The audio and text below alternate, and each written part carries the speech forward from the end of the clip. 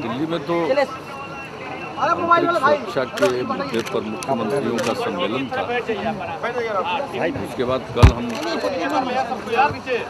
माननीय प्रधानमंत्री जी से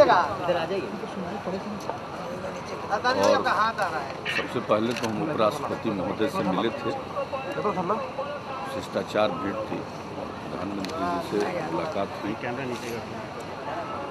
चुनाव के बाद जाने का मौका मुझको पहली बार आज कल 2 दिन पहले मिला।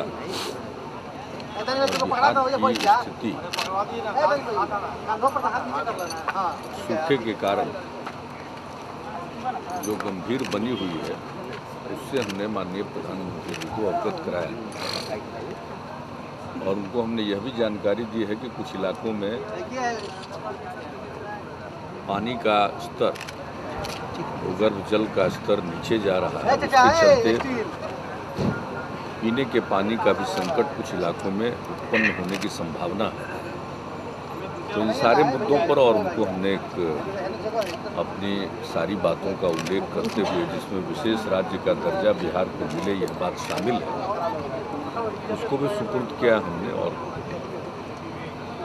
नालंदा विश्वविद्यालय का काम तेजी से आगे बढ़े, बिहार का जो केंद्रीय विश्वविद्यालय है उसके लिए हम लोगों ने मोतिहारी का चयन किया है और पहले केंद्र सरकार का मानव संसाधन विकास मंत्रालय सहमत था, पुनः उसमें कुछ उनको दिक्कत है, तो ये हमने साफ तौर पर कहा है कि वो बापू की कर्म भूमि रही है और वहाँ लोग जमीन देने को तैयार हैं, इसलिए केंद्रीय विश्वविद्यालय तो मोतिहारी में ही बनना चाहिए। और इस बात का उल्लेख हमने प्रधानमंत्री जी के समक्ष भी किया है और इस तरह से अन्य वस्तुओं पर भी चर्चा हुई है। कल हम गृह मंत्री जी से भी मिले थे और परसों दरअसल जो सम्मेलन हुआ था और उसके बाद नक्सलवाद प्रभावित राज्यों की बैठक अलग से भी हुई थी,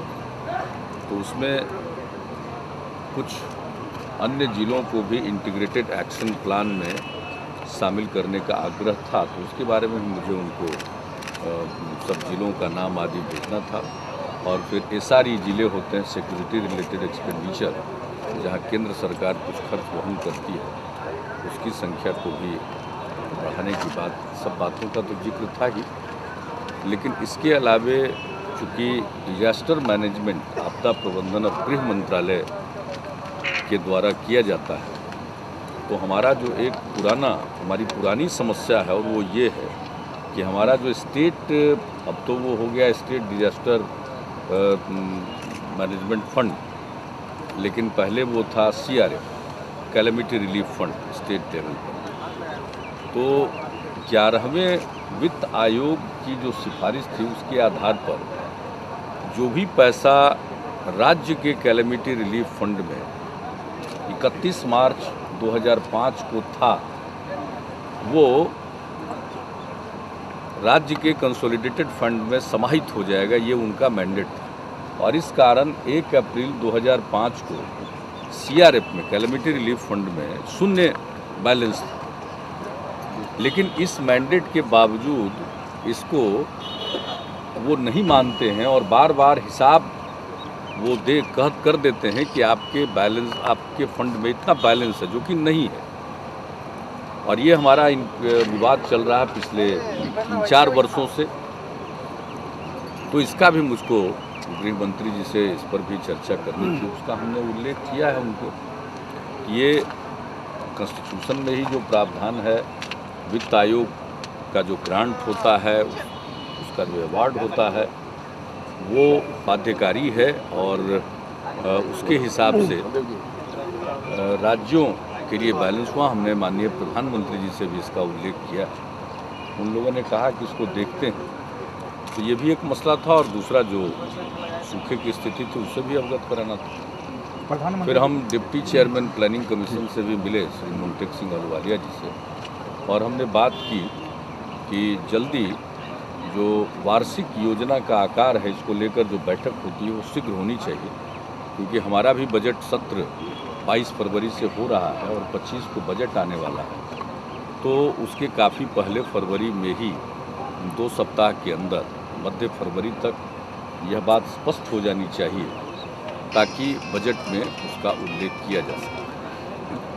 तो वो सहमत हुए हैं और 15 फरवरी को उस पर चर्चा होगी और हमने ये भी कहा है कि भाई हम योजना का आकार अपना 24,000 करोड़ रुपए का रखना चाहते हैं और जो योजना आयोग की तरफ से खत आया है उसके मुताबिक हमारी जो आमदनी है उसके आकलन में उनसे थोड़ी चूक हुई। ये कोई हम उनसे ज़्यादा ग्रांट नहीं मांग रहे हैं, लेकिन हमारी आमदनी के आकलन में चूक हुई है और भी कई पहलू हैं जिस कारण से उन लोगों का सुझाव योजना आयोग के आकार को कम करने का है और दरअसल जो हमें स्वीकार्य नहीं है, इसलिए कि चालू साल के योजना आकार से भी हम छोटा योजना आकार रखेंगे तो विकास कैसे होगा। सहमति हुई कि नहीं के लिए जरूरी है, हमने अपनी बात रखी है, वो उसको देखेंगे और अंतोकत्वा राज्य की इच्छा है योजना आकार रखने की, तो इस पर चर्चा हो जाएगी। अब इस बीच में अधिकारियों के बीच में भी चर्चा हो जाएगी और 15 तारीख को फिर बातचीत होगी। वित्त मंत्री जी से आज मिलना था, समय तय था, लेकिन इस बीच में अफ़गानिस्तान के राष्ट्रपति जी का आगमन हुआ तो वो शाम में समय निकाल पा रहे थे और शाम में आज रुकने का मतलब था एक दिन और दिल्ली में रुकना, जो मेरे लिए संभव नहीं था। तो फिर अगली बार जाएंगे तो मिलेंगे बाकी सब लोगों से। मुख्यमंत्री जी, विशेष राज्य के दर्जा को मांग को लेकर केंद्र का रुख कैसा लगा? देखिए, केंद्र का रुख है वो तो जग जाहिर है। बिहार के मामले में ही जो रुख है वो साफ है और वो ये है कि बिहार के बारे में कोई खास चिंता तो रहती नहीं है, लेकिन लोकतंत्र है और अपना काम है बार बार अपनी मांग पर जोर डालते रहना, क्योंकि वक्त बदलते देर नहीं लगती और ये कौन जानता है कि कल कौन सा वक्त आ जाए। तो अगर हम अपनी मांग को पुरजोर तरीके से रखते रहेंगे तो मैं तो आशावादी हूँ, मतलब टाल मटोल उसको तो आज न कल इसका पूरा विश्वास है कि बिहार हकदार है। अगर विशेष राज्य का दर्जा मिलता है राज्यों को तो बिहार भी हकदार है। बिहार की जो आर्थिक हालत है, सीमावर्ती राज्य, बाढ़ आती है हर साल, तबाही है, सब तरह की कठिनाइयां हैं। शुरू से ही यहाँ पर निवेश, सार्वजनिक निवेश भी सरकार की तरफ से भी कम हुआ। ये तो निवेश की मात्रा पिछले 5 वर्षों में बढ़ी, इसके पहले कोई ज़्यादा निवेश नहीं था, इसलिए सरकारी निवेश के कारण विकास का काम थोड़ा आगे बढ़ा है। और फिर विशेष राज्य का दर्जा मिलेगा तो टैक्सों में रियायत मिलने के कारण निजी पूंजी निवेश की संभावना और बढ़ जाएगी, इसलिए हम इसको तो जोर डालते रहेंगे। सेंटर स्पॉन्सर्ड स्कीम पर भी आपने एम्फेसाइज किया है, सेंटर स्पॉन्सर्ड स्कीम को लेकर राइट टू एजुकेशन पर भी आपने कहा कि 90% शेयर सेंट्रल गवर्नमेंट मिलना ही चाहिए। देखिए, राइट टू एजुकेशन एक्ट को लागू करना तो जरूर लागू करना, तो पैसा कहाँ, वही है ना। हमने कहा एक तो पूरे तौर पर केंद्र को वहन करना चाहिए, लेकिन अगर राज्यों को भी वहन करना हो तो 90% केंद्र सरकार वहन करे और 10% राज्य सरकार करे। आप लोग भी जान ले, जो शिक्षा का अधिकार कानून है इसको लागू करने के लिए बिहार में पहले साल में 27,000 करोड़ रुपए की जरूरत पड़ेगी और उसके बाद 16-17 हज़ार करोड़ रुपया रिकरिंग एक्सपेंडिचर प्रति वर्ष आवर्ती खर्च की आवश्यकता है। तो भाई इतनी बड़ी धनराशि की आवश्यकता है तो पैसा तो केंद्र के पास है, सारा टैक्स की वसूली वहाँ होती है और वो सोर्स पर ही उनको जो करना है उसके लिए पैसा काट लेते हैं और बाकी पैसा फिर वो ऑफर करते हैं बंटवारे के लिए केंद्र और राज्यों में। तो ये तो व्यवस्था ठीक नहीं, इसको हम बार बार हर फोरम करप्शन पे आपका हमला लगातार हुआ है, ए राजा गिरफ्तार हो गए हैं। लेकिन ये सब तो बहुत देर से हुआ है, लेकिन जो जैसा करेगा, हमने कल पूछा गया तो हमने कहा जैसी करनी तैसी भरनी। लेकिन देखिए, करप्शन तो बहुत ज़बरदस्त मुद्दा बन चुका है और देश की जनता भ्रष्टाचार को लेकर सबसे ज़्यादा आक्रोशित है और अगर केंद्र सरकार में बैठे लोग सचेत नहीं हुए तो मैं समझता हूँ उनके खिलाफ वातावरण बनता जा रहा है। उनको सोचना है, हम लोग तो विपक्ष में बैठे हुए हैं। प्रधानमंत्री जी से आज आदरणीय राष्ट्रपति नेपाल से मुलाकात हुई और उनसे काफ़ी चर्चा हुई है।